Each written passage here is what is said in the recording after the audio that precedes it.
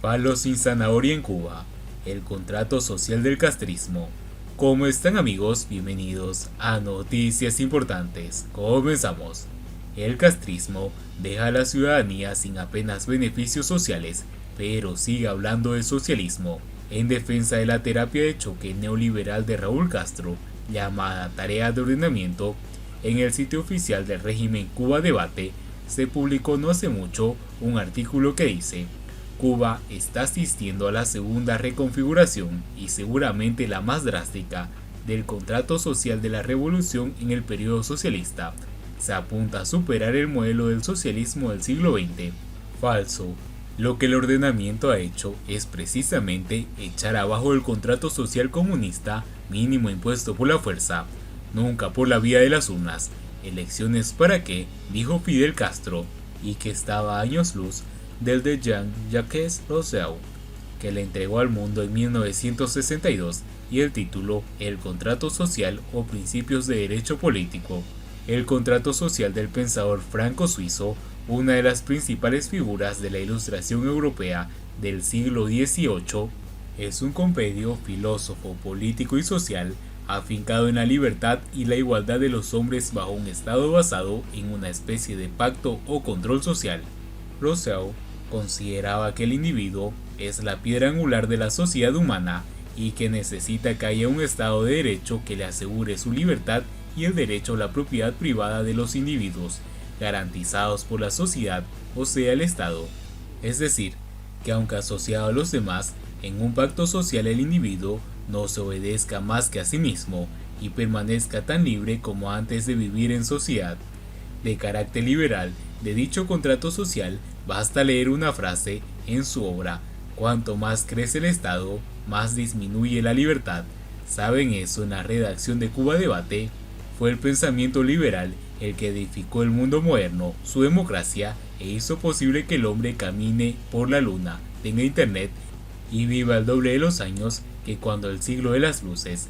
Nada de eso se habría logrado bajo la égida estatista y antiliberal de Marx o Lenin, o las utopías socializantes que desde Platón hasta el Che Guevara no fueron capaces de reconocer la naturaleza humana liberal de pies a cabeza. Es imposible un verdadero contrato social en Cuba ni en ninguno de los países sometidos a estas dictaduras totalitarias, porque para un contrato que sea válido tiene que ser firmado por partes involucradas. El contrato social comunista se basa en palo y zanahoria. En los países democráticos, los ciudadanos firman un contrato social cuando eligen a sus gobernantes en las urnas o aprueban una constitución con el sistema de gobierno que desean. Pero en las naciones sometidas a dictaduras no hay elecciones libres y el pueblo no se puede expresar política y socialmente. Todo pacto social en el socialismo emana forzosamente del principio palo y zanahoria. Para que un burro camine se le cuelga una zanahoria delante del hocico y se le da con un palo en el lomo. En Cuba, mientras recibió multimillonarios subsidios de Moscú, el régimen suprimía las libertades individuales, los derechos ciudadanos y a cambio daba empleo, salud, educación gratis, cierta seguridad social y algunas pocas zanahorias estrictamente limitadas por la cartilla de racionamiento. Pero ese piso social mínimo ha sido abandonado por Raúl Castro, quien incluso ahora lo llama despectivamente un papá-estado insostenible que había que desmontar. Puso fin a los subsidios y gratuidades estatales indebidas, el soporte de todos los sistemas comunistas y sin dar nada a cambio, dejó a la ciudadanía sin apenas beneficios sociales. Ahora el castrismo solo da palos y sin zanahoria. Esta terapia de choque evoca el proceso de rectificación de errores y tendencias negativas de Fidel Castro en 1986. Ambos procesos expresan la crueldad de estos dos hermanos. La rectificación de Raúl Castro echó abajo al papá-estado.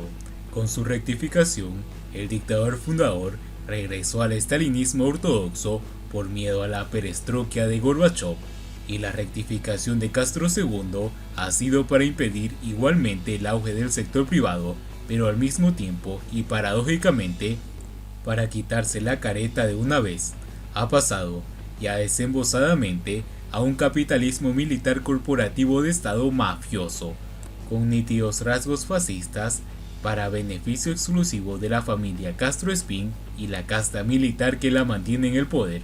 Cuando salió del escenario cubano, el argentino Che Guevara, artífice del modelo económico presupuestario centralista a ultranza, copiado del impuesto por Stalin en la Unión Soviética en los años 30, Carlos Rafael Rodríguez le aconsejó a Fidel que debía deshacerse de aquel desastroso sistema presupuestario que los soviéticos habían abandonado hacía 15 años, y no fue hasta 1975, ya con Cuba dentro de la CAME desde 1972 y con fuertes presiones de Moscú, que Fidel Castro al fin aplicó el cálculo económico soviético. En la Unión Soviética, este consistía en que las empresas tenían bastante autonomía, eran autofinanciadas, competían y comerciaban en el mercado, decidían los surtidos de producción y, algo importante, sus trabajadores recibían parte de las ganancias de las fábricas o empresas y cumplían el plan. El tirano caribeño lo bautizó como el Sistema de Dirección y Planificación de la Economía, SDPE, y se la encargó en la aplicación al nuevo ministro de Economía, entonces José Plan Humberto Pérez, un economista formado en la Unión Soviética, partidario a ultranzas del cálculo económico. Entonces se abrieron mercados libres campesinos y se le dio una tímida autonomía a las empresas para autofinanciarse. Se permitió la entrega de estímulos monetarios a los trabajadores. La producción aumentó un poco y la población sintió cierto alivio en el mercado paralelo y en los mercaditos. Por supuesto, todo esto gracias a los generosos subsidios soviéticos. Pero al comenzar la perestroika en la madre patria comunista, el comandante se espantó y regresó al estalinismo duro y puro. La economía cubana cayó en la recesión y no hubo hambruna porque el Kremlin aumentó los subsidios. Al desintegrarse la Unión Soviética, Cuba se hundió en la peor crisis económica de su historia republicana. El castrismo ya sin careta. Ahora, como el castrismo ya no tiene subsidios venezolanos ni tampoco petróleo gratis suficiente, Castro II echa abajo a Papa Estado, del que estuvo presumiendo la dictadura durante 61 años, y encima sin liberar las fuerzas productivas ni reconocer los derechos de las libertades elementales que debieron acompañar a esa supresión, y el país se ha hundido en una devastadora crisis económica, escasea todo y con el acecho de la hambruna que se acerca peligrosamente.